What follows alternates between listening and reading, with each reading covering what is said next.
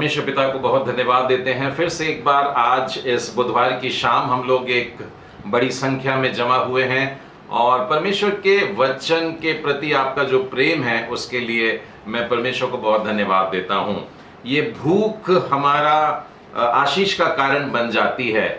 Bible में हम पाते हैं मनुष्यों का कहना कि हम भूखे हैं और परमेश्वर उन्हें तृप्त करता है, और ऐसा भी वचन है कि परमेश्वर देखता है कि कौन कितना प्यासा है और वो उसकी उतनी प्यास भरने को तैयार है।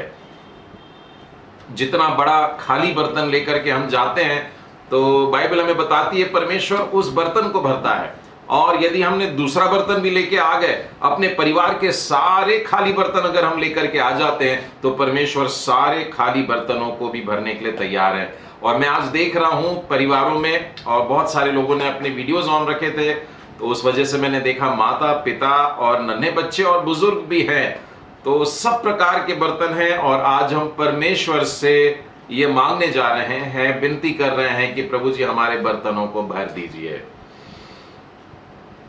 इन दिनों में हम लोग मनन कर रहे हैं इब्रानियों की पुस्तक पर, और इब्रानियों की पुस्तक में मनन करते हुए हम पिछली बार 5वें और 6वें अध्याय पर मनन किए थे। और ये बात आप लोगों के पास में रखी गई थी कि समय के विचार के अनुसार तो अभी तक आपको गुरु बन जाना चाहिए था, लेकिन बहुत सी बातों में अभी भी हम बच्चे जैसा बर्ताव करते हैं। और बीते सप्ताह में मुझे 3 जगहों से ऐसा सुनने को मिला कि मैंने एक चैप्टर जंप कर दिया है। तो मैं पहले आपको बता दूंगा कि मैंने जंप तो नहीं किया था, पर मैंने यह इसलिए छोड़ रखा था कि आप उसकी कंटिन्यूटी को पढ़ेंगे। आप लोगों को मालूम है कि हम लोग किस क्रम से चल रहे हैं। पहला अध्याय किया, फिर दूसरा तीसरा अध्याय किया, फिर 5वां 6वां अध्याय किया। और जो हमने तीसरा अध्याय जब किया था, दूसरा तीसरा जब किया था, तब मैंने आपको प्रभु यीशु क्रिस्त के मूसा से श्रेष्ठ होने की बात को बताया था। हमने मूसा और प्रभु यीशु के जीवन को कंपेयर किया था, और 20 बातें हम लोग उसमें से कर रहे थे, देख रहे थे, और उसमें समानताएं दिख रही थी। लेकिन आप गौर करेंगे उन्हीं पॉइंट्स पर तो आपको पता चलेगा कि हर बात में प्रभु यीशु ऊपर पाए जाते हैं। उदाहरण के तौर पर इजराइलियों को मिस्र से मूसा ने निकाला, पर मूसा कनान तक उनको लेकर के नहीं गया। जबकि आज हम जो बात मनन करने जा रहे हैं वो है इब्रानियों का 7वां अध्याय और 8वां अध्याय, जहां पर हम प्रभु यीशु को महायाजक के रूप में देखने वाले हैं। और महायाजक की पहचान है कि वो मंदिर के पवित्र स्थान में जा सकते थे, अति पवित्र स्थान में जा सकते थे, जहां पर साधारण याजक या लेवी और साधारण इजरायली लोग भी नहीं जा सकते थे। साधारण लोगों के लिए तो लिखा है वे यदि मिलाप वाले तंबू के पास में भी आ जाएंगे तो मर जाएंगे। तो मूसा ने अपने हाथ से यह अधिकार यहोशू के हाथ में दिया था। हम बाइबल में एक छोटा सा भाग देख सकते हैं जहां पर यूं लिखा है, तब मूसा ने यहोशू को बुलाकर सब इजराइलियों के सम्मुख कहा, सारी प्रजा के सामने कहा। मैं व्यवस्था विवरण का 31वां अध्याय और उसका 7वां वचन पढ़ रहा हूं। यहोशू से कहा, सब लोगों के सामने कहा कि तू हियाव बांध और दृढ़ हो जा, क्योंकि इन लोगों के संग उस देश में जिसे यहोवा ने इनके पूर्वजों से शपथ खाकर देने को कहा था, तू जाएगा और तू इनको उसका अधिकारी कर देगा। तो जब हमने दूसरे और तीसरे अध्याय को देखा, पहले अध्याय में तो हमने देख लिया था कि प्रभु यीशु स्वर्ग दूतों से श्रेष्ठ है। फिर उसके बाद हमने देखा कि प्रभु यीशु मूसा से श्रेष्ठ है, और आज हम देखने जाएंगे कि प्रभु यीशु अब्राहम से भी श्रेष्ठ है। यहूदियों के लिए ये सारे कैरेक्टर्स, मूसा और उसके पहले अब्राहम और स्वर्गदूत, ये पूज्य हैं, मतलब उनके नाम की भी आराधना वे करते हैं, और वो उनके लिए सब कुछ है। वे अपने आप को परमेश्वर की संतान कहलाने की बजाय अब्राम की संतान कहलाना पसंद करते हैं। लूका के 19वें अध्याय में आपको मालूम है कि वो यीशु जब जक्कई के घर में चला गया था, तो जक्कई के घर में जब उसका जाना हुआ तो लोग बड़े चिढ़ गए, ये अपने आप को प्रभु का जन बताता है, ये तो पापियों के साथ में खाता पीता है। तब प्रभु यीशु जक्कई के लिए एक खास शब्द बोलते हैं। ये तो बोलते हैं कि आज इस घर में उद्धार आया है, क्योंकि यह भी किसका बेटा है? अब्राहम का बेटा है। प्रभु यीशु ने एक बार एक कहानी बताया था कि एक गरीब लाजर था, भीख मांगता था, और एक अमीर आदमी के दरवाजे पे बैठा हुआ था, बीमार था, फोड़े आ गए थे, कुत्ते आकर के उसके घावों को चाट लेते थे। लेकिन ये अमीर आदमी के मेज पर से गिरे हुए भोजन के दाने भी इस भिखारी को नसीब नहीं होते थे। और प्रभु यीशु ने उस कहानी में यह बताया, दृष्टांत में यह बताया कि जब ये दोनों मर जाते हैं, तब ये भिखारी जो था, जिसको कुछ जीवन में नसीब नहीं हुआ, वो कहां पहुंचा? अब्राहम की गोद में पहुंचा। ये सारी बातें जो प्रभु यीशु एक यहूदी देश को सुना रहे थे, वे ये बताना चाह रहे थे कि मैं जानता हूं तुम किस अब्राहम की बात कर रहे हो। लेकिन इन इब्रानियों की पुस्तक में वो सारी बातें समझा रहा है कि परमेश्वर की नई वाचा को समझो, जो तुमको पुराने समय में, पुराने नियम में बता दी गई थी।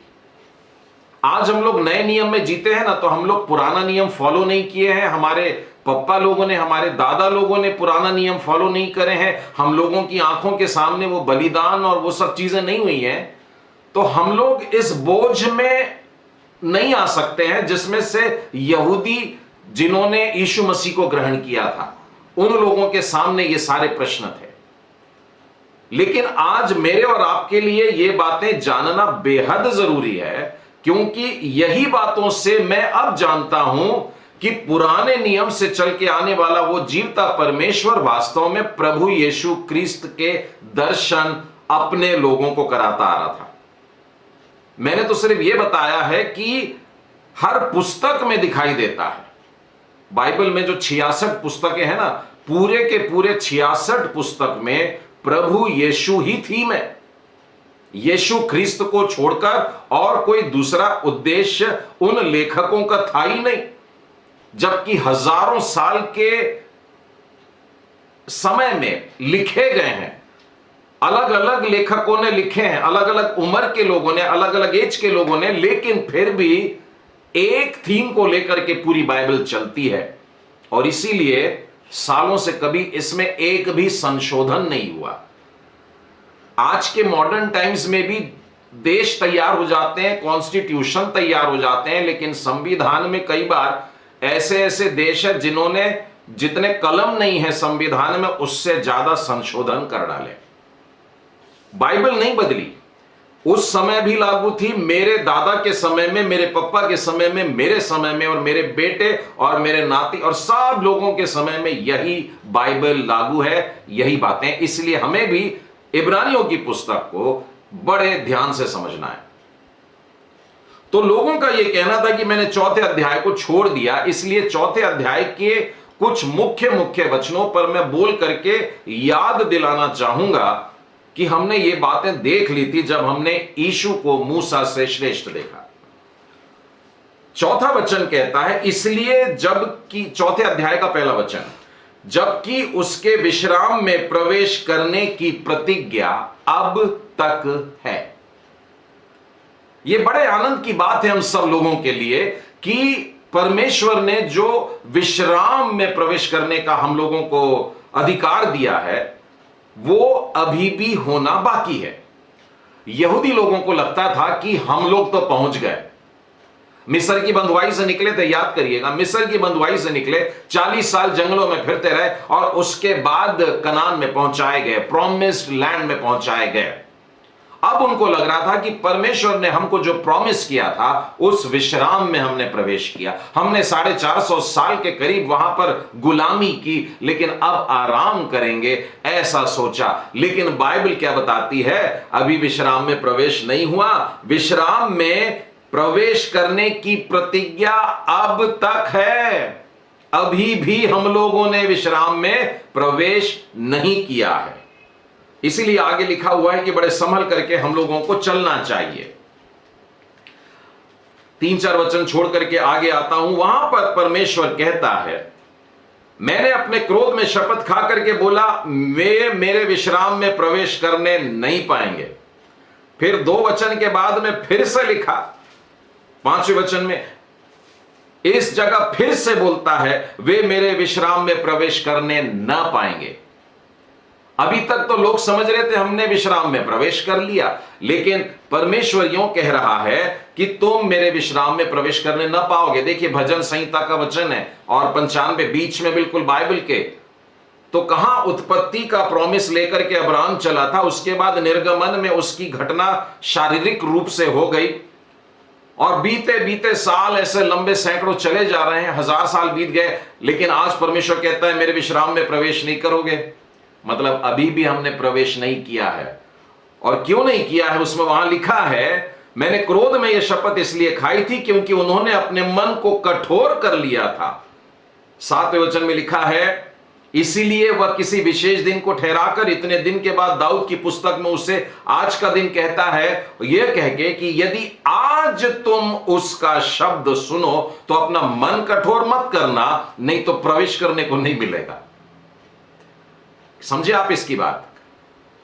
आज की तारीख में, आज हम लोग सब फिर से एक बार जो संगति कर रहे हैं, आज अगर तुम उसका शब्द सुन लेते हो तो अपने मन को कठोर मत करना, क्योंकि वो कठोर किए थे उन लोगों ने, इसीलिए प्रवेश नहीं किए। परमेश्वर के शारीरिक प्रॉमिस्ड लैंड में भी उन लोगों ने प्रवेश नहीं कर पाए थे। 9वें वचन में, अतः जान लो परमेश्वर के लोगों के लिए सबत का विश्राम बाकी है। प्रभु यीशु फिर आएगा और अपनी कलीसिया को लेकर के जाएगा, किस लिए? विश्राम में प्रवेश करने के लिए। यहां पर बहुत सरल सीधे शब्दों में लिखा हुआ है, जान लो, समझ लो कि परमेश्वर के लोगों के लिए सबत का विश्राम बाकी है। तो फिर पहले जो प्रवेश हुआ था उसके बारे में क्या? 8वें वचन में लिखा है, यदि यहोशू उन्हें विश्राम में प्रवेश करा लेता तो उसके बाद इस दिन की चर्चा नहीं करता। यदि लोग जैसा समझते हैं कि मूसा ने वहां से निकाल दिया, यहोशू के हाथ में सब बागडोर दे दिया और अब हमने कनान में प्रवेश कर लिया, किस्सा समाप्त हो गया और अब्राम को दी गई आशीष क्लोज हो गई, ऐसा नहीं है। इस बारे में एक बात और बताना चाहूंगा, ध्यान से सुनना, विशेष करके छोटे बच्चे और जवान लोग, थोड़ी इंटरेस्टिंग बात है। आप में से कौन बच्चा मुझको बता सकता है मूसा शब्द का अर्थ क्या होता है? अरे वाह, बच्चे लोग अपने मम्मा पापा की तरफ पलट गए। देखो मैं बताता हूं, मूसा शब्द का मतलब होता है पानी में से निकाला हुआ। ठीक है, आपको याद होगा कि मूसा मर सकता था, लेकिन उसको एक टोकरी में डाल करके, बक्से में डाल करके तैरा दिया, भेज दिया, और फिर उसके बाद इजिप्ट की जो राजकुमारी है, वहां की रानी है, उसने उसको उठाई और पानी में से निकाली और उसका नाम मूसा रखा गया, मोसेस। बाइबल में पानी शब्द का उपयोग जन समुदाय के लिए किया गया है। तो जन समुदाय में से मानो वो अलग किया हुआ है। और आपको मालूम है इजिप्ट या मिस्र शब्द का मतलब होता है अंधकार। अंधकार में से भी वो मोसेस को लेकर के अलग निकालता है, अलग किया हुआ। मोसेस ने क्या काम किया मालूम है आपको? अंधकार के दुनिया से अलग किया। इजराइलियों को उसने मिस्र से बाहर निकाला। इसका मतलब है कि अपने नाम के अनुसार उसने अंधकार में से लोगों को बाहर निकाला। पाप के अंधकार में से हमको बाहर निकालना, यह मसीही जीवन के फुल स्टॉप की बात नहीं है। बहुत से मसीह लोग यीशु के क्रूस के पास में आकर के माफी मांगते और बोलते पुराना जीवन छोड़ता हूं। ये आपके मसीह जीवन की मंजिल पर पहुंच गए नहीं, परंतु मसीह जीवन आज से स्टार्ट होता है। ठीक है, तो मिस्र से निकलना मतलब क्रिश्चियन लाइफ की शुरुआत। अब 40 साल ये लोग चलते रहे, और मैंने आपके सामने गिनती की पुस्तक में से जो वचन बताया उसमें मूसा ने अपनी लीडरशिप दे दिया किसके पास? यहोशू के हाथ में। आपको मालूम है प्रभु यीशु का नाम क्या है? कुछ लोग जीसस बोलते हैं, यीशु, यीशुस, यीशुआ, यहोशुआ। मूसा ने अंधेरे में से निकालने के बाद और परमेश्वर के, देखिए ये बात सुन लिया कि तू नहीं लेके जाएगा, यहां पर तू नहीं लेके जाएगा और तू यहोशुआ के हाथ में देगा। यहोशुआ शब्द का मतलब है परमेश्वर उद्धार करता। अब देखिए ये कोरिलेशन देखिए, मैं आपको यह भी बता रहा हूं कि परमेश्वर ने यहां पर यहोशू से भी बड़ा बताया है यीशु को। पूरी बाइबल में सब व्यक्ति बड़े आदरणीय है, लेकिन इन सब से बढ़कर के प्रभु यीशु है। हमारे मसीह जीवन में से भी हम अंधकार से बाहर निकले, ठीक है, लेकिन हमको भी कनान पहुंचना है। पैलेस्टाइन वाला कनान नहीं, यरूशलेम वाला कनान की बात नहीं कर रहा हूं, जो लिखा है कि परमेश्वर के लोगों के लिए सबत का विश्राम बाकी है, वो वाले स्थान के बारे में मैं कह रहा हूं। आप मेरा इशारा समझ में आ गया है। और प्रभु यीशु है जो वास्तव में हमको वहां लेकर के जाता है। यहोशू ने इजराइलियों को यरदन पार कराया और कनान में प्रवेश कराया। वहां उन्होंने सबको जीता और वहां अधिकारी हुए, वहां सारी चीजें, जमीन बांट दी गई थी। मेरा और आपका जो यहोशुआ है, प्रभु यीशु की बात कर रहा हूं, यह हमको अनंत विश्राम में प्रवेश करने के लिए लेकर के जाएगा कि हम लोग अधिकारियों सा जीवन बिताए। ये सारी बातें पहले ही कर दी गई थी। तो मैंने आप लोगों के साथ में जो बातें बांटना चाहा, वो दूसरे और तीसरे अध्याय की जो थी वो ये कंटिन्यूड थी, क्योंकि मैंने उस मैसेज को समाप्त किया था, मूसा ने मिस्र से बाहर निकाला पर कनान नहीं पहुंचाया। और उसके बाद में अगर आप ये चौथा अध्याय पढ़ लेते तो आपको समझ में आ जाता कि यहोशुआ ने लेकर के उनको गया। और उसके बाद में प्रभु यीशु के साथ में इस बात का कंपैरिजन ये बताता है कि प्रभु यीशु इन दोनों से श्रेष्ठ है, इन दोनों से उत्तम है। इस अध्याय में, चौथे अध्याय में, एक बहुत ही महत्वपूर्ण शब्द है जो शायद कई बच्चों ने याद किया होगा, बड़े लोगों ने भी याद किया होगा, तो हाथ से इशारा करके बताएंगे किस किस को इब्रानियों का चौथा अध्याय और 12वां वचन याद है। वेरी गुड, बहुत अच्छा। दो ही लोगों ने हाथ उठाए हैं। ओके, कोई बात नहीं, मैं आनंदित हूं। यह बात जानना बहुत जरूरी है कि परमेश्वर का वचन जीवित है। हम मरे हुए परमेश्वर की बात नहीं करते, हम मरे हुए परमेश्वर के वचन की बात नहीं करते। ये कोई कहानी की पुस्तक नहीं, कोई नॉवेल नहीं, कोई फेरी टेल नहीं है, परंतु जीवते परमेश्वर का जीवित वचन है। दूसरी बात, वहां पर लिखा है कि यह प्रबल है।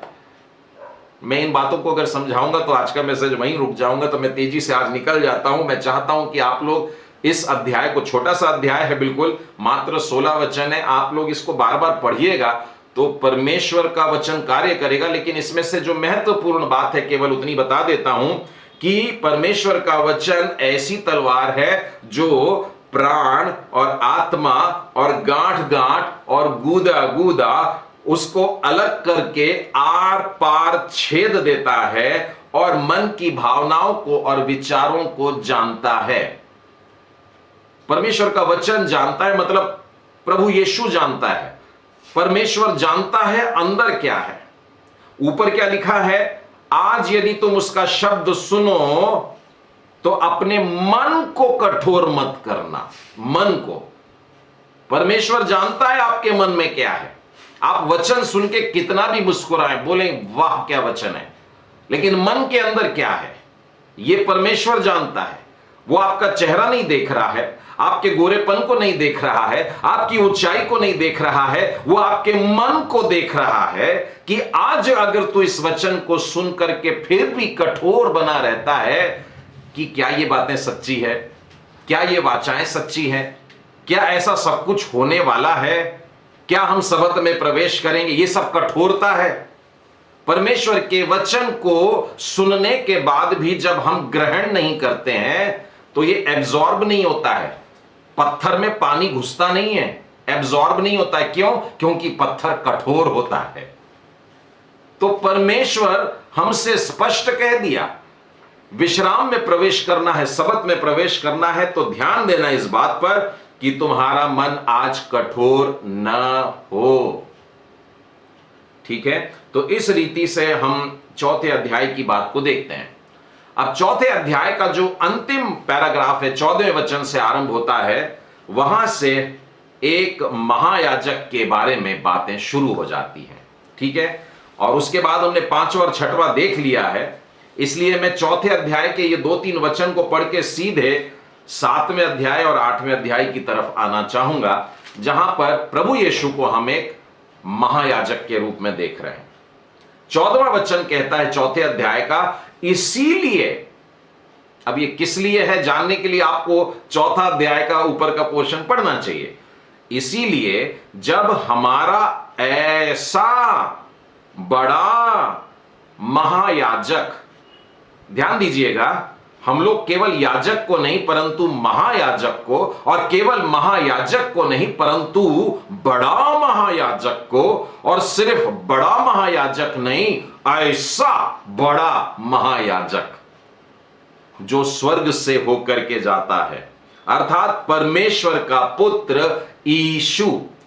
तो आज जिन बातों को हम देख रहे हैं, इसके पहले ही इब्रानियों के लेखक ने हमें स्पष्ट कर दिया है कि ऐसा बड़ा महायाजक है और वो प्रभु यीशु हैं। तो आओ हम अब अपने आप को कठोर नहीं करेंगे, हम क्या करेंगे, अपने मनों में अंगीकार करके इस बात को थाम लेंगे, अंदर घुसा लेंगे, एब्जॉर्ब कर लेंगे इन बातों को, क्योंकि हमारा ऐसा महायाजक नहीं जो हमारी निर्बलताओं में हमारे साथ दुखी ना हो सके। मैंने देखा है ये वाला वचन बहुत सारे लोगों को ठोकर दिला देता है। कुछ लोग शायद ये वचन को बड़ा कठिन समझ करके आउट ऑफ कोर्स बोल देते हैं, सिर के ऊपर से गया और निकल जाते हैं।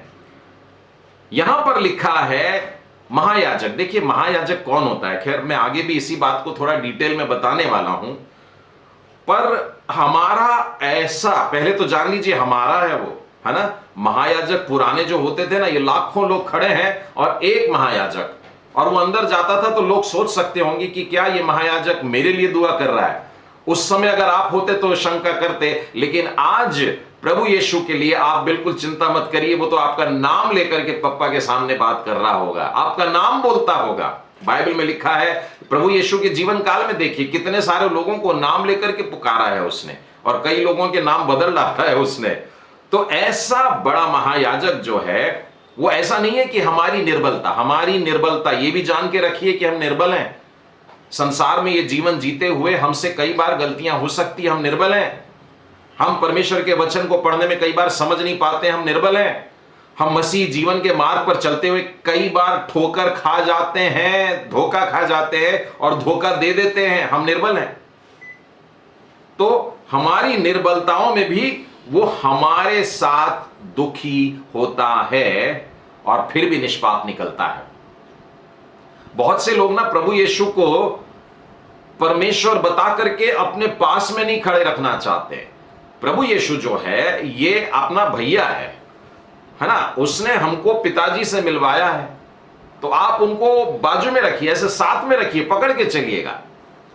जैसे जैसी परिस्थितियों से आप अपने जीवन में गुजर रहे हैं, आज जिन परिस्थितियों से मैं उदाहरण के लिए बताना चाहूंगा, पेंडेमिक चल रहा है, बीमारियों से, प्रभु यीशु बीमारियों से घिरा रहा है, तकलीफ और गरीबी आ गई है, बहुत से लोगों के जॉब्स चले गए हैं, और ऐसे समय में हम देखते हैं कि लोगों को अगर ये ज्यादा खिंच गया तो क्या हम जी पाएंगे। ऐसे गरीबी के समय से भी प्रभु यीशु निकले। टेम्पटेशंस, गलत काम करने के टेम्पटेशंस, प्रभु यीशु के जीवन में कई बार परीक्षाएं आई, कई बार। और हम लोगों के लिए मत्ती के 4थे अध्याय में जो 3 परीक्षाएं हैं, हमको लगता है बस वही 3 परीक्षाएं हैं, लेकिन चारों सुसमाचार को आप बिल्कुल बार बार पढ़ेंगे तो आपको लगेगा अरे ये तो मेरे साथ खड़ा है प्रभु यीशु। हां, प्रभु यीशु स्वर्ग छोड़ करके जब आया तो उसने अपने बहुत सारे अधिकारों को छोड़ करके आया, बहुत सारे। प्रभु यीशु सर्वशक्तिमान नहीं था जब वो पृथ्वी पर था। सोचिएगा मैं ऐसा क्यों बोला। प्रभु यीशु सर्वव्यापी नहीं था। हम लोग ये सारे शब्द परमेश्वर के साथ में जोड़ते जब हम स्तुति की प्रार्थना करते हैं, लेकिन जब प्रभु यीशु यहां पर थे तब वे सर्वज्ञानी नहीं थे। बाइबल में से ये सारे शब्द हैं, मैं आपको उदाहरण बता सकता हूं हर एक के। यहां पर खुद लिखा हुआ है फिर भी निष्पाप निकला। निष्पाप निकला का क्या मतलब है? मतलब ऐसी सिचुएशन में फंसा था जब पाप हो सकता था, लेकिन फिर भी निष्पाप निकला।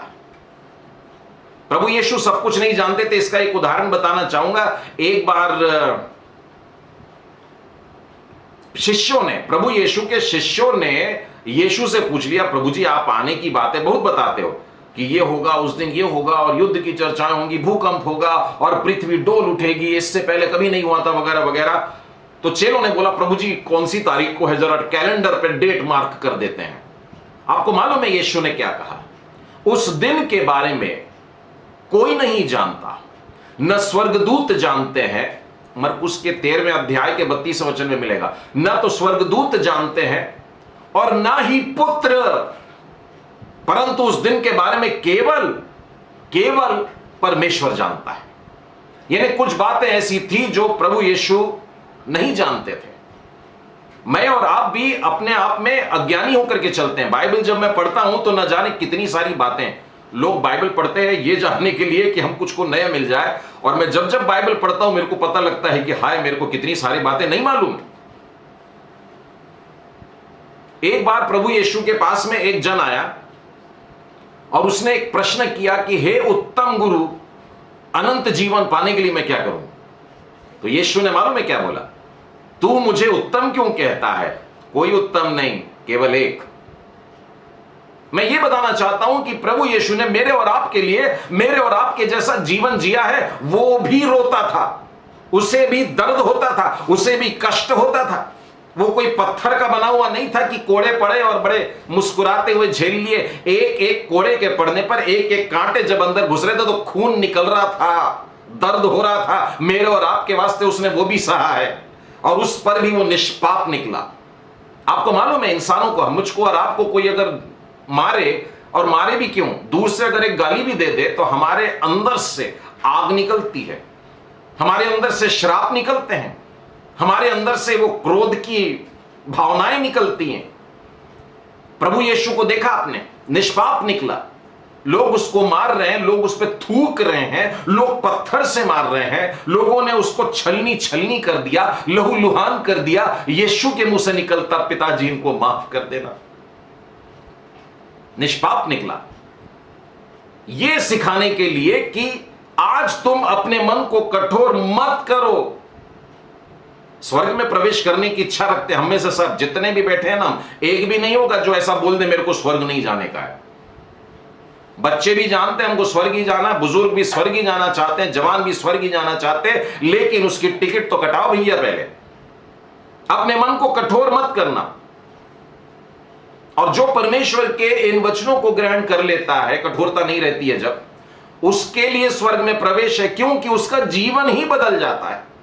जब परमेश्वर की बातें उसके अंदर रहेगी तब ही संभव है कि कोई तेरे एक गाल पर तमाचा मारे तो उसकी और दूसरा भी कर दे, कि तू अपने सताने वाले को आशीष दे, तेरे को जो श्राप दे रहा है तू उसके लिए भी दुआ मांग ले।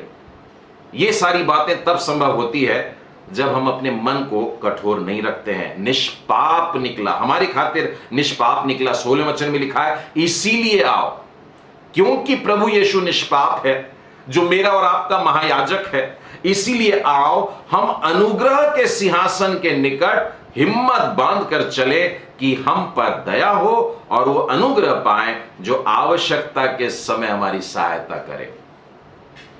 अब हमको वो पर्दे के इस तरफ नहीं रख रहा है, और यदि हम अपने आप को अन्य जातियों में से बुलाए हुए समझते हैं तब तो हम उस मिलाप वाले तंबू के आउटर कोर्ट के पर्दे के पास में भी नहीं, हम बहुत दूर हैं, हम लोग बाहरी आंगन के लोग कहलाएंगे।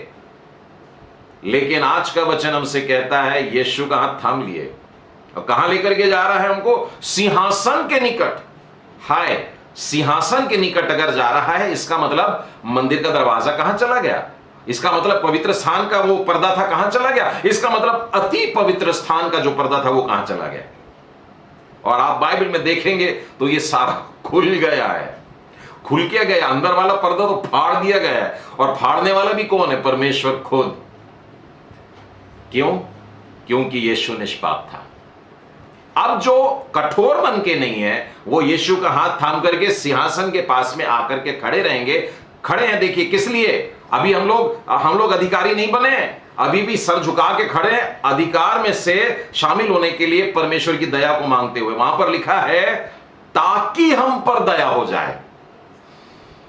बड़ा लंबा सफर है, अभी तैयार रहने का अपने को इस बात के लिए कि सिंहासन के पास में जाए, लेकिन यीशु का हाथ पकड़े हैं आपने। और यीशु परमेश्वर का पुत्र है जरूर, आपका और मेरा महायाजक है, आपका और मेरा बड़ा वाला महायाजक है, आपका मेरा बड़ा वाला ऐसा महायाजक है।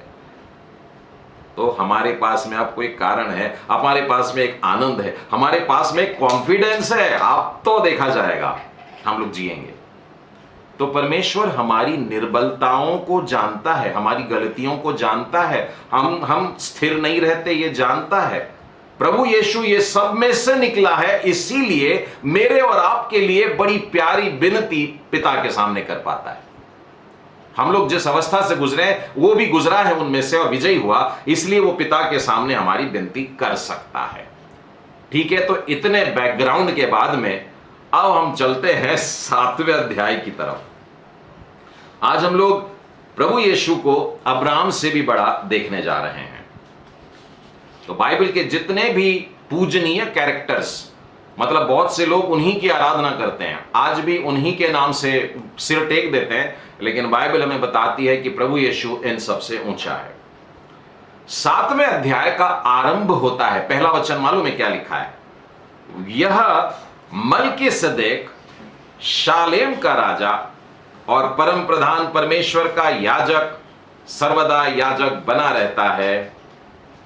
अब एक नया कैरेक्टर यहां पर आ गया। मैं पतरस को पहचानता हूं, मत्ती को पहचानता हूं लिखने वाला, और यीशु के 12 शिष्यों के नाम मालूम है, और याकूब के 12 बेटों के नाम मालूम है, गोत्रों के नाम मालूम है, सब मालूम है। लेकिन ये मल्कीसदेक कौन है? मल्कीसदेक के बारे में हम लोग नहीं जानते हैं, और बहुत कम चर्चेस में मल्कीसदेक पर प्रचार हुआ होगा। तो ध्यान से सुनिएगा, ये मल्कीसदेक कौन है? हमने जब उत्पत्ति पढ़ा है, उत्पत्ति के 14वें अध्याय में पहली बार मल्कीसदेक आया है।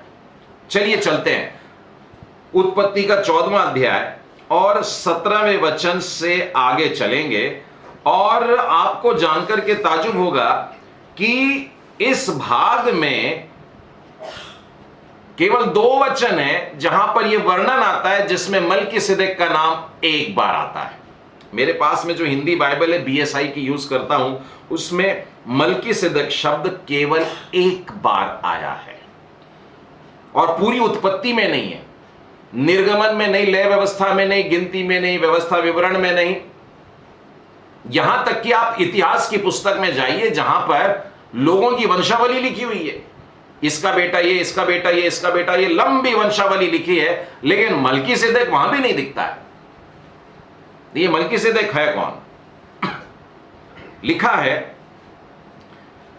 तब शालेम का राजा मल्कीसदेक। तब मतलब कब? एक वचन ऊपर पढ़ते हैं, जब अब्राम कादोर्लाओमेर और उसके साथी राजाओं को जीत कर लौट आता था, तब सदोम का राजा उससे मिला। अब आपको थोड़ा सा बैकग्राउंड बता दूं, यहां पर ये भी चीजें ना प्रभु यीशु के जीवन से जुड़ी हुई हैं, पर मैं उतना डिटेल में आज नहीं जाऊंगा। जैसे मैंने आपको मूसा, यहोशू, मिस्र और कनान बताया, वैसे ही यहां पर है कि अब्राम के साथ साथ लूत चला तो था, लेकिन लूत ने एक दिन अपने मन से कहा कि मैं वो तराई वाली जमीन लेना चाहूंगा, और फिर वो निकल जाता है और वहां जाकर के सदोम के नगर में रहने लगता है। और वहां पर ये कादोर्लाओमेर नाम का एक राजा है जो अपने राज्य को बढ़ाते बढ़ाते 10 राजाओं के ऊपर राज्य करने लगा, और फिर वो राज्यों को जीतने के लिए भी निकला करता था। उस समय वहां के क्षेत्र के 5 राजाओं ने बलवा कर दिया, और हुआ ये कि वो वापस जब आया कादोर्लाओमेर, तो अपने 3 विश्वास योग्य राजाओं के साथ मिलकर उन 5 राजाओं को खदेड़ दिया।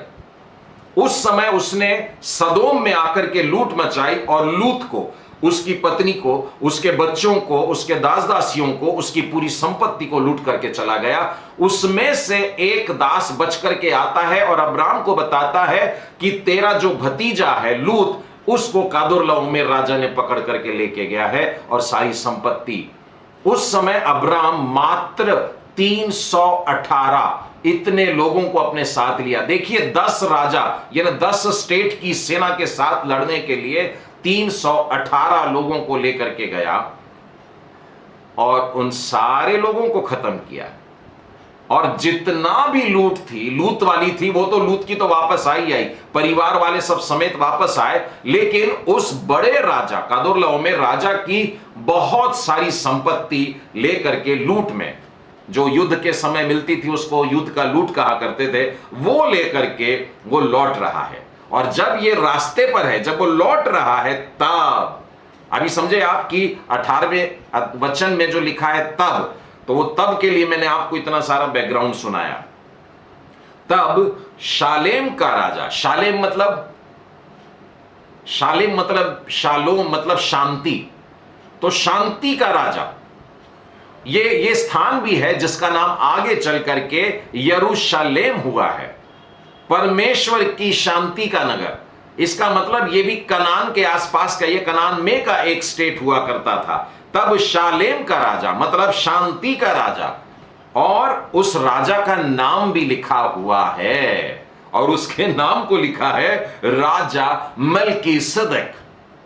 तो शांति का राजा मल्कीसदेक। मल्कीसदेक शब्द का मतलब होता है, मल्की का मतलब होता है राजा, रूलर, अधिकार रखने वाला, और सिदक का मतलब होता है शुद्ध, पवित्र, धार्मिकता से भरा हुआ। तो धार्मिकता का राजा, शांति का राजा, जो परम प्रधान ईश्वर का याजक था, मतलब ये पहले से था। एक बात पर ध्यान करना, मल्कीसदेक इससे पहले 13वें अध्याय तक कहीं नहीं मिला, और 14वें अध्याय के बाद आप देखना चाहोगे तो कहीं नहीं मिला। उसकी कोई स्टार्टिंग नहीं लिखी हुई है और कोई एंडिंग नहीं लिखी हुई है, लेकिन एक शब्द जरूर लिखा है वहां पर कि शालेम का राजा मल्कीसदेक, जो परम प्रधान ईश्वर का याजक था, रोटी और दाख मधु ले आया और उसने अब्राम को यह आशीर्वाद दिया। अपने साथ में कुछ लेकर के भी आया है। ये सब चीजें जो है ये दृष्टांत रूप की हैं। आप इनको ध्यान से भी पढ़ेंगे तो आपको समझ में आ जाएगा कि प्रभु परमेश्वर हमको इस घटना के द्वारा बताना क्या चाहता है। अब याजक उत्पत्ति की पुस्तक के मात्र 13वें अध्याय में और लेकर के क्या आता है, रोटी और दाख मधु। तो उसने खाने के लिए रोटी लेकर के आया और एक प्याले में दाख का रस लेकर के आया है, और वो अब्राम से बात करने के लिए आया है। अब्राम अभी अभी लूट को लेकर के लौट रहा है, और उसने अब्राम को यह आशीर्वाद दिया। देखिए आशीर्वाद के शब्द क्या है, परम प्रधान ईश्वर की ओर से। मल्कीसदेक अपनी आशीष नहीं दे रहा था, मल्कीसदेक बोल रहा था कि मैं तुझे वो दे रहा हूं जो वो देना चाहता है। तो परम प्रधान परमेश्वर की ओर से, जो आकाश और पृथ्वी का अधिकारी है, तू धन्य हो। देखने में, सुनने में ऐसा लगता है कि बड़ा छोटा सा शब्द बोल दिया, यू आर ब्लेसेड, तू धन्य है। लेकिन ध्यान रखिएगा, धन्य है वाली आशीष देते देते उसने उसके पास में रोटी और दाखरस दे दिया। परमेश्वर ने हम लोगों से बड़ा प्रेम किया है, उसने अपने एक लौते बेटे को दे दिया है, और बेटे को देने के बाद में हमसे कहता है तुम में से जो कोई विश्वास करेगा, जो कोई उसे ग्रहण करेगा, वो मेरे विश्राम में प्रवेश करेगा। तो जो कठोर मन के नहीं है वो उसको ग्रहण करते हैं। और ऐसा ही होता है कि जब यीशु ने उनके हाथ में रोटी रखा तो बोला कि ये मेरी देह है जो तुम्हारे लिए तोड़ता हूं, ये प्याला नई वाचा का लहू है जो तुम्हारे लिए और बहुतों के लिए बहाया जाता है। और यही है नई वाचा। और मेरे स्मरण में यह किया करना। ये सब बातें उत्पत्ति में किसी को मालूम नहीं है, लेकिन मलकीसदेक ने ये दो चीज लेकर के आया और एक शब्द से आशीष दिया कि तू धन्य है। और उसने उस समय परमेश्वर को भी धन्य कहा, और धन्य है परम प्रधान ईश्वर जिसने तेरे द्रोहियों को तेरे वश में कर दिया। एक वाक्य ध्यान की तरफ से सुनना, तब अब्राम ने उसको सब वस्तुओं का दशवांश दिया। तब अब्राम ने उसको सारी लूट जो लेकर के आया था, सब वस्तुएं चुन करके, एक या दो या तीन नहीं, परंतु जितनी भी थी हर एक का 10, उसका 10, इसका 10, इसका 10 निकाल करके मलकीसदेक को दिया। बदले में क्या मिला उसे? एक शब्द मिला, तू धन्य है। पर यह शब्द परमेश्वर की ओर से था, यह मनुष्य की आशीष नहीं थी। और वो शब्द के साथ में उसके पास में रोटी और रस मिल गया। ये सारी बातें कुछ बातों को बता रही हैं जो बीच में भी घटी, सुसमाचार में दिखी, और इब्रानियों में हमको, जो हम पर्दा लगा के आंखों पे उनको वो व्यक्त करके स्पष्ट बताना चाह रहा है।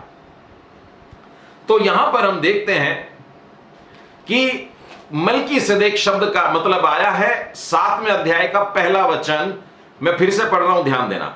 यह मलकीसदेक शालेम का राजा और परम प्रधान का याजक, कौमा, उसके बाद वचन कंप्लीट करने के लिए शब्द लिखा है, सर्वदा याजक बना रहता है। गौर करिएगा इस शब्द पर, सर्वदा याजक बना रहता है। आपको एक और बात बताना चाहूंगा कि बाइबल में मलकीसदेक शब्द केवल 10 बार आया है, केवल 10 बार आया है। और ये 7वें 8वें अध्याय में अगर आप देखेंगे तो यहीं 8 बार आया है। बस यहीं 7वें अध्याय को आप पढ़िएगा तो आपको पता लग जाएगा। उत्पत्ति में एक बार, भजन संहिता में एक बार, और बाकी पूरा इब्रानियों में, और इब्रानियों में भी यहां पर कॉन्सेंट्रेट करके रखा हुआ है। तो मैं इस तरफ आपका ध्यान खींच रहा हूं कि इस याजक के लिए कहा गया है सर्वदा याजक बना रहता है। और वहां पर उसने हिस्ट्री के शब्दों को रिपीट करके बताया कि जब अब्राम राजाओं को मारकर लौटा आता था तो उसने उससे भेंट करके उसे आशीष दी थी। इसी को अब्राहम ने सब वस्तुओं का 10वां अंश भी दिया। इस बात को इब्रानियों में बहुत खास करके लिखा गया है। अब इस वचन के कारण देखिए हम समझेंगे कि किस रीति से अब्राहम मलकीसदेक से छोटा हुआ। मनुष्य अपने दसवांश को ले जाकर के कहां देता है? चर्च में देता है, पास्टर्स को देता है, प्रभु के सेवकों को देता है। अपने दशवांश से उनको देता है जो परमेश्वर की सेवा में लगे हैं। क्यों देता है? क्योंकि वो उनका आदर करते हैं। आप अगर उनका आदर करते हैं तो उनको जरूर देंगे। और आप उनको ऊपर देखते हैं, आप उनको ऊंचे पर देखते हैं, आप उनको ऐसे स्थान पर देखते हैं जो हमारे लिए परमेश्वर से विनती करते हैं। याजकों का काम क्या होता था मालूम है? याजक लोग परमेश्वर की बातें सुन करके लोगों को आकर के बताते थे, परमेश्वर से आशीष लेकर के लोगों पर बांटते थे, और लोगों के आंसुओं को लेकर के ये याजक ही रहता था जो परमेश्वर के सामने जाता था। तो एक लिंक है। तो याजक एक बहुत ही बड़ी प्लेस है, बहुत ही आदरणीय प्लेस है, और उसमें भी यदि महायाजक हो जो कि अति पवित्र स्थान में जाता है तो बहुत ही महत्वपूर्ण बात है। इतना आदरणीय व्यक्ति आपके दरवाजे पर आएगा तो क्या आप उसको दरवाजे से बाहर भेज दोगे? नहीं। तो वही लिखा है, उस आदरणीय व्यक्ति को अब्राम ने अपना 10वां अंश दिया। इसका मतलब उसने मलकीसदेक की प्रभुता स्वीकारा। उसने मलकीसदेक के सामने झुक करके इस रीति से उसको प्रणाम किया। इसका मतलब अब्राम से बड़ा मलकीसदेक है। ये उनके लिए विशेष करके बता रहा हूं जो अब्राहम को अपना सब कुछ समझते हैं और अब्राहम की पूजा करना चाहते हैं। मैं ये बताना चाहूंगा, अब्राहम खुद किसी के सामने झुका था। अब आप ये भी सोचिएगा कि दशवांश के जो नियम थे ये तो बहुत बाद में आए, सैकड़ों सैकड़ों सैकड़ों सालों बाद में आए। उत्पत्ति 13 कहां, हजारों साल के बाद में आए, ऐसा बोल दूं। और जब आए भी, आप अगर परमेश्वर के वचनों में देखें कि जो व्यवस्था के शब्द थे वहां पर लिखा हुआ है कि तुम अपने दशवांश को किस रीति से दोगे, और वहां पर लिखा हुआ है कि लेवी लोग जो हैं, वहां पर कहा है कि तू लेवियों को बुला और जो लेवी लोग रहेंगे ये मंदिर में सेवा करने वाले लोग रहेंगे, और मंदिर में बाकी लोगों को अंदर नहीं आने देना। तो लेवी गोत्र के लोग ही मंदिर की सेवकाई के लिए चुने गए थे, और उसमें से याजक रहेंगे, उसमें से महायाजक रहेंगे। साधारण लोगों के लिए यहां पर प्रवेश नहीं था। लेकिन बाकी लोग जो अपनी कमाई करते हैं, जो अपना व्यापार करते हैं, जो युद्ध लड़ते हैं, जो कुछ भी करते हैं, उनमें से अपनी उपज में से, अपने भेड़ों में से, अपनी संपत्ति में से वो ला करके 10वां अंश लेवियों के पास में दिया करेंगे। तो लेवी बड़े हो गए, साधारण बाकी के इजरायली लोग अब नीचे हैं, लेवियों को 10वां अंश दिया जा रहा है, इसका मतलब लेवी ऊंचे पर है। अब लेवी कौन है? लेवी के पप्पा कौन है? लेवी मतलब ये 12 भाइयों में से एक हुए, और लेवी के पप्पा हुए याकूब, इजराइल। और इजराइल के पप्पा कौन हुए? तो इसहाक। और इसहाक के पप्पा कौन है? तो अब्राहम। इसहाक के पप्पा अब्राहम हैं, और अब्राहम ने ही मलकीसदेक को अपने 10वां अंश को दिया, या उसे आदर दिया है।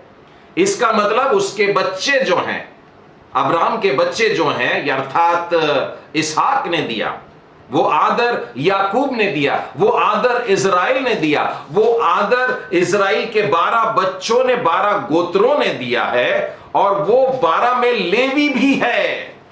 तो लेवी जो दूसरों से 10वां अंश लेते हैं, उस लेवी ने भी अपना 10वां अंश मलकीसदेक को दिया है।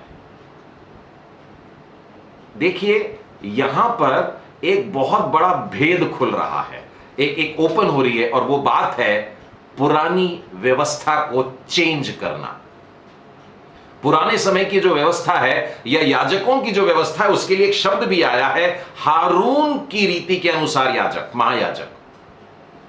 वो एक व्यवस्था चली आ रही थी, अब उस व्यवस्था को हटा करके बाजू में कर दिया जा रहा है, और उसके बाद में अब मलकीसदेक की रीति पर सदा काल का याजक बताया जा रहा है, सदा काल का याजक। और देखिए आपने पहले वाले वचन में भी पढ़ा था कि वो सर्वदा याजक बना रहेगा।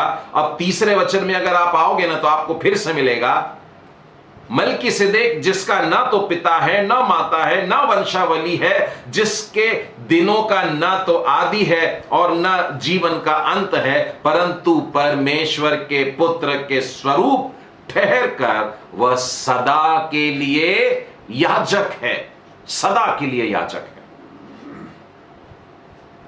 उसका ना तो पिता के बारे में लिखा है, ना माता के बारे में लिखा है, ना उसके बच्चों के बारे में लिखा हुआ है। मैं प्रभु यीशु मसीह के जीवन को जब देखता हूं तो बिल्कुल यही बात पाता हूं।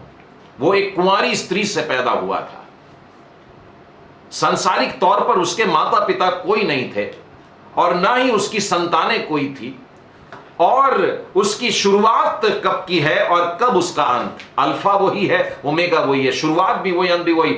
उसकी कोई बात ऐसी नहीं लिखी कि इस दिन वो बन गया और इस दिन खत्म हो जाएगा, लेकिन सर्वदा काल के लिए वो याजक बना रहता है। और चौथे वचन के बाद में जब आप 10वें वचन तक जाओगे, तब आपको ये वाली बात मिलती है कि किस रीति से अब्राम के 10वां अंश देने के कारण लेवी ने भी 10वां अंश दिया है मलकीसदेक को, इसीलिए मलकीसदेक उन सबसे ऊंचा ठहरता है। मैं 8वें वचन को देता हूं। यहां तो मरणहार मनुष्य 10वां अंश लेते हैं, लेवियों के बारे में लिखा है, पर वहां वही लेता है जिसकी गवाही दी गई, क्योंकि वो जीवित है। लेवियों में से जितने भी याजक चुने गए थे सब मर गए। लेवियों में से जितने याजक, हारून की बात करें या उसके बाद में और जितने याजक हुए, महायाजक हुए, वे सब चुने गए हारून की रीति के अनुसार। हारून की रीति के अनुसार उनका अभिषेक हुआ, और उसके बाद में वे मर गए। अब वो लोग ले रहे थे, लेकिन यहां पर लिखा है ये 10वां अंश उसको दिया गया जो जीवित है। 9वां वचन, तो हम यह भी कह सकते हैं कि लेवी ने जो 10वां अंश लेता है, अब्राहम द्वारा 10वां अंश दिया, क्योंकि जिस समय मलकीसदेक ने अपने पिता से भेंट की, उस समय वह अपने पिता के देह में था। ठीक है, तो अब हमने जान लिया कि अब्राहम से भी बड़ा कोई है, और वो मिल्किसदेक को देखा, और मिल्किसदेक के जीवन को देखते हैं हम तो मालूम पड़ता है वो शांति का राजा है, वो धार्मिकता का राजा है, और उसका कोई पिता नहीं, उसकी कोई माता नहीं, उसकी कोई संतानें नहीं, परंतु वो सदा सदा सदा काल के लिए याजक है। आज हम प्रभु यीशु में इस बात को देखते हैं। 11वें वचन से आगे मैं बड़ी तेजी से जाना चाहूंगा, मैं कोशिश करूंगा 5 मिनट में खत्म करूं। मैं आज 8वें अध्याय को नहीं ले पाऊंगा, लेकिन आपको होमवर्क दे देता हूं कि आप लोग 8वें अध्याय को जरूर से पढ़िएगा। यदि लेवीय याजक पद के द्वारा सिद्धि प्राप्त होती है, जिसके सहारे लोगों को व्यवस्था मिली थी, तो फिर क्या आवश्यकता थी कि दूसरा याजक मिल्किसदेक की रीति पर खड़ा हो और हारून की रीति का न कहलाए। प्रभु यीशु जिस गोत्र में से है वो यहूदा का गोत्र कहलाता है, दाऊद की संतान। आप पीछे पीछे जाएंगे ना, छोटे बच्चों को अभी यीशु मसीह की वंशावली मालूम पड़ गई, तो बहुत जल्दी छोटे बच्चे जो शनिवार की क्लास ज्वाइन करते हैं वे यीशु से पीछे पीछे पीछे जाकर के आदम तक पहुंच जाएंगे। तब हमको पता लगता है कि प्रभु यीशु यूसुफ के कारण यहूदा के गोत्र के कहलाते हैं। नियम के हिसाब से महायाजक तो लेवियों में से होना चाहिए था। अब आपने अगर महायाजक के अपॉइंटमेंट को चेंज कर दिया तो पुरानी वाली व्यवस्था का क्या हो गया? बाइबल हमको बताती है कि पुरानी वाली व्यवस्था को एक तरफ कर दिया गया है, उस बात को अलग कर दिया गया। तो फिर प्रभु यीशु का अपॉइंटमेंट कैसे हुआ? प्रभु यीशु को महायाजक करके कैसे बनाया गया है?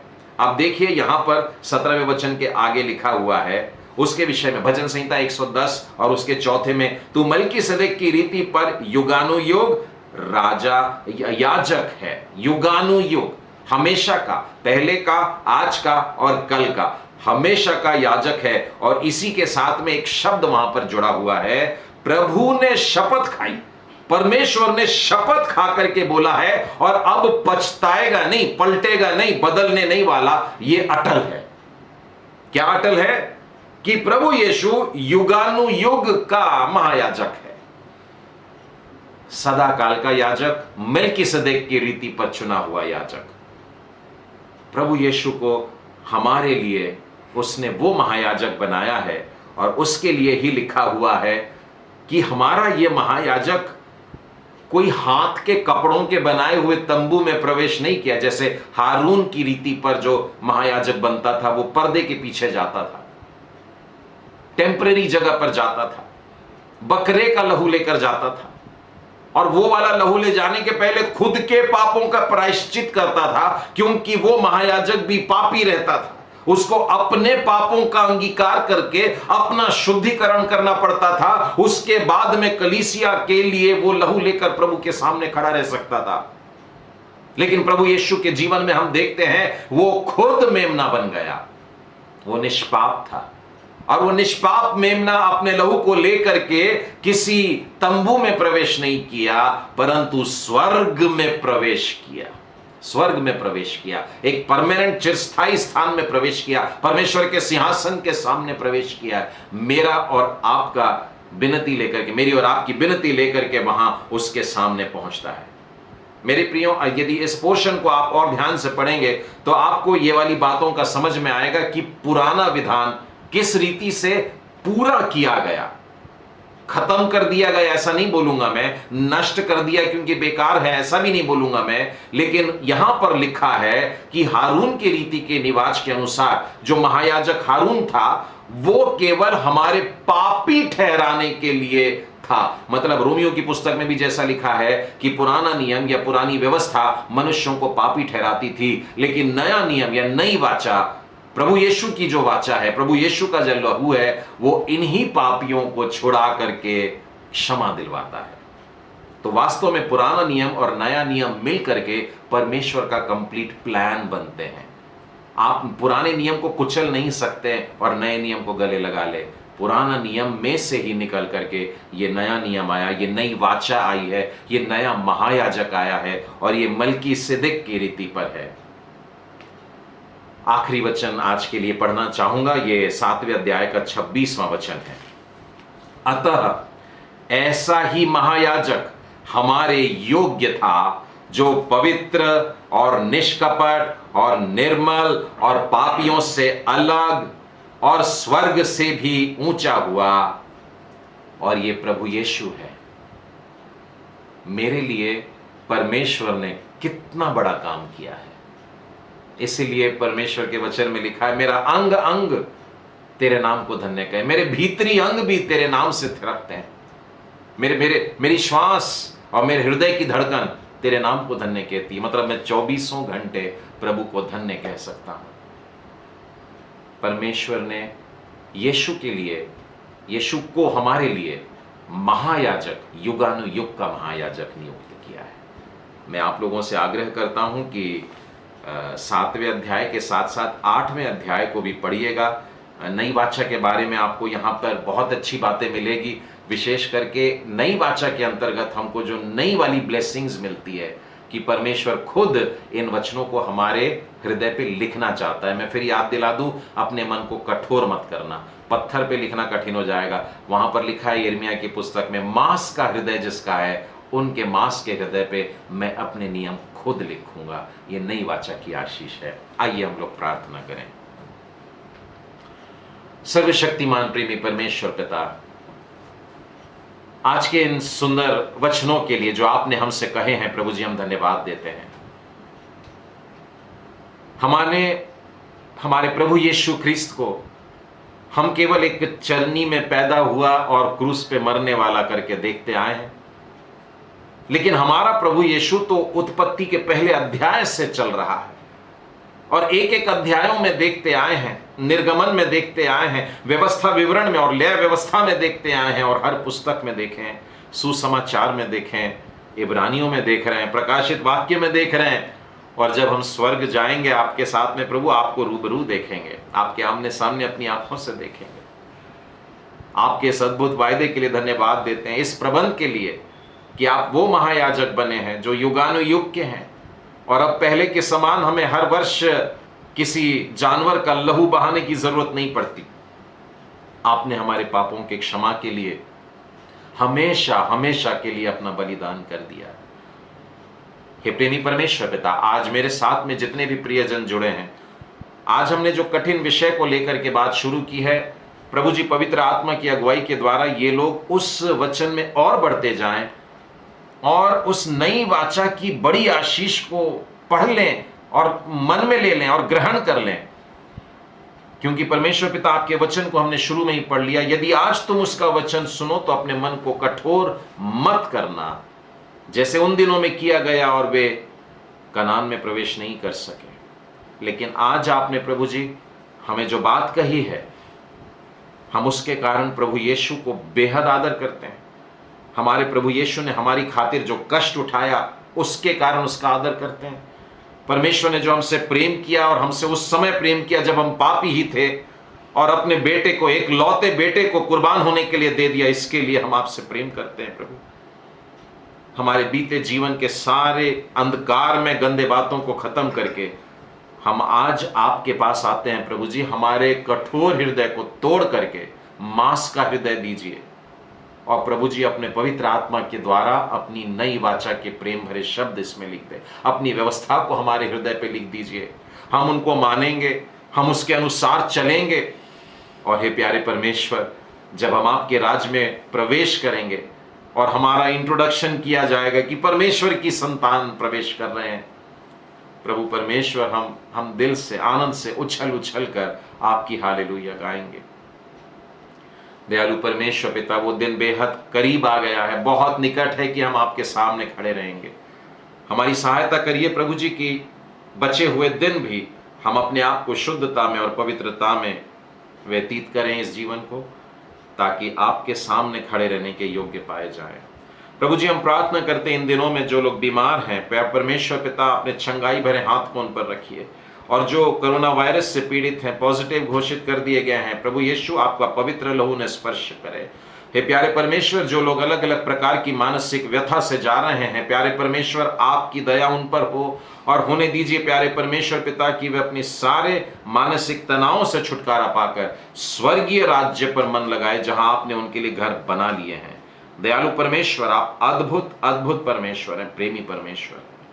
हे दयालु प्रभु जी, हम प्रार्थना करते हैं इस ग्रुप में आज जितनों ने ज्वाइन किया है प्रभु जी, वे वचन के द्वारा आशीष पाए हैं। ये वचन शैतान न चुरा सके, परंतु ये लगातार उस पर मनन करते रहें। और 8वें अध्याय का होमवर्क भी ये सारे लोग करें, अपने परिवार के साथ मिल करके करें, ताकि अगले सप्ताह जब हम बाइबल स्टडी के लिए इकट्ठा होते हैं तो प्रश्नोत्तर के द्वारा भी सारी बातों को सॉल्व कर सके।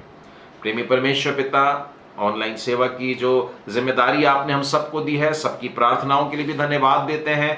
शनिवार और इतवार की सभाओं को भी आपके हाथों में सौंप देते हैं। बहुत जल्दी हमारे चर्चेस खुलने वाले हैं प्रभु जी, हम उस बात के लिए भी आपका धन्यवाद देते हैं कि हम सब फिर से एक बार सब लोगों के साथ मिलकर आपकी स्तुति आराधना करेंगे। हे प्रेमी परमेश्वर पिता, आज की इस रात में फिर एक बार अपना जीवन आपके पवित्र और सुरक्षित हाथों में देते हैं, और इस प्रार्थना को हम अपने उद्धारकर्ता प्रभु यीशु मसीह के नाम में मांगते हैं। सुनो ग्रहण कर, आमीन।